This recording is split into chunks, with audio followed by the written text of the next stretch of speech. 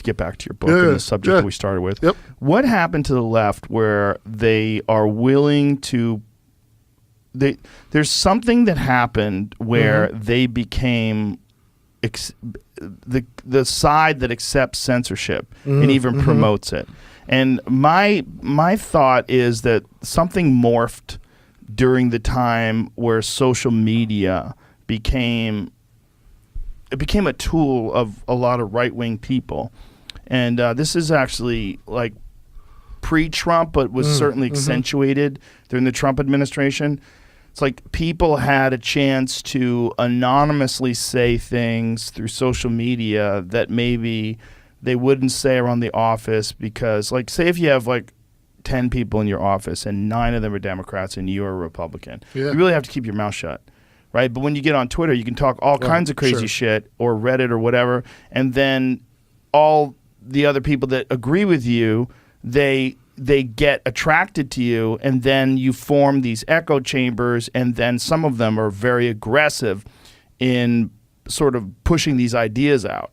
And we saw that a lot with like Milo Yiannopoulos, and there was a lot of like these like very influential online right-wing people that were, you know, they had like cheers from the fans, and they had like these throngs of supporters, and they silenced those guys. They pulled those guys off social media, and they found out that it was effective to do that. And then it became a thing that they got really into, where they're into silencing dissenting opinions. And it's gone so far that they're doing it to left-wing people that step even remotely outside of the bounds of the orthodoxy, remotely outside of the bounds of what they consider to be the rigid maintaining of this ideology. They step outside of that, they silence people. And they're pulling videos down left and right off of Instagram and TikTok and Twitter in some ways. Twitter's like less censorship oriented, even though people think of Twitter as being like a very censored place. It's one of the more lenient online platforms. But what the fuck happened?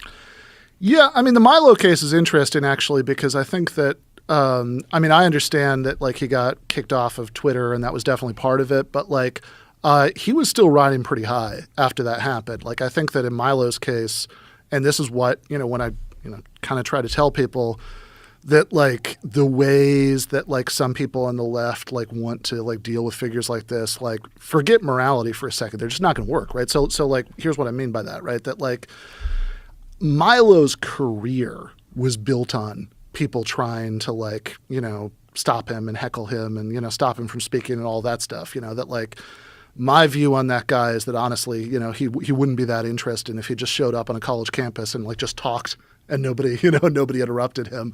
But like that was why, like, because he was like, oh, he's like speaking edgy, forbidden truths. And like, you know, it was the Dangerous Ideas Tour. That's what it was called. Like, I think where Milo really got dropped, like where Milo like was really ended. Right. And I'm not saying there aren't other cases that are more like what you're talking about, but it seems to me that where Milo was really ended was when the right dropped him after the age of consent stuff. Like he was going to speak at CPAC and they canceled that. His book deal, you know, got dropped.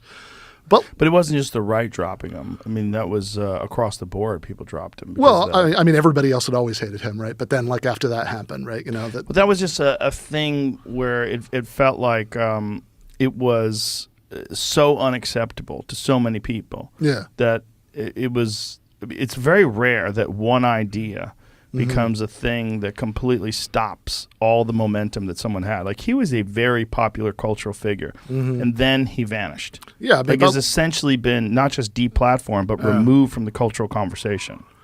Yeah, I mean, like a week before that happened, he was on Bill Maher, right? You know, that's so. No, isn't that wild? Yeah, and Bill Maher was praising him and comparing him to Christopher Hitchens. Yeah, which I wild. Do not think Milo Yiannopoulos deserves. But yeah, look, I think that.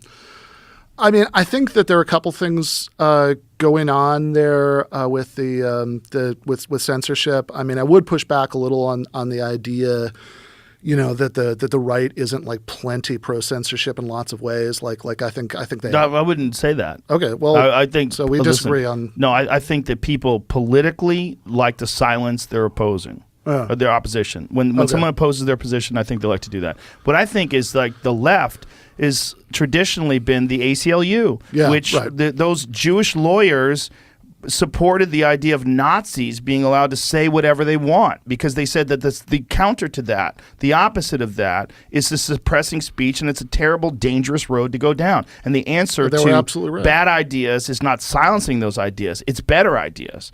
That's my position, and that's an old school liberal position.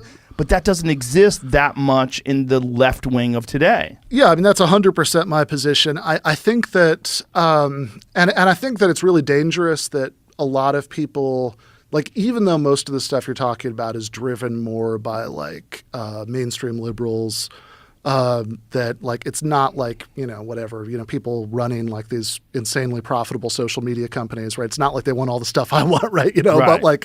But I see way too many people on the left going along with it, and I think it's super short-sighted, right? Because like, how did it happen though? Do you think it happened by what I'm saying, that like they found that it was effective for silencing people they felt was problematic, so they just adopted these ideas and then they sort of shifted their ethics?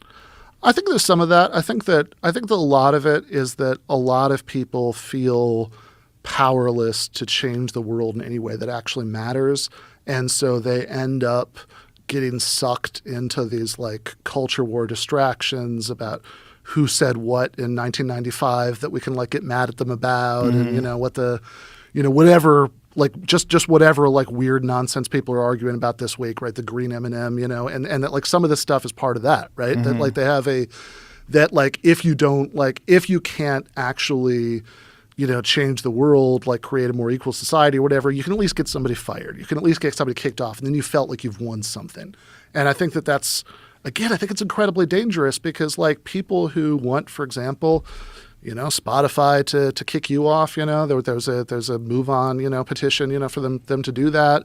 That like, what I always want to say is, even though, and the thing that really gets me about the calls for censorship is, okay, I think there are principled reasons that, free speech is important and we should have like open debates about controversial ideas. I think there are ways that we have a better society if we do that. But also, I think it's crazy that anybody who basically agrees with me about politics would support increased corporate censorship, right? Because if you have like some like social media company, right, that's going to be owned, like they're going to have, some CEO who's partying like Bezos in that picture, like are they, whose side are they going to take when there are future things where people say that something is misinformation? Right, that exactly. Because exactly. And by what definition is it misinformation? Because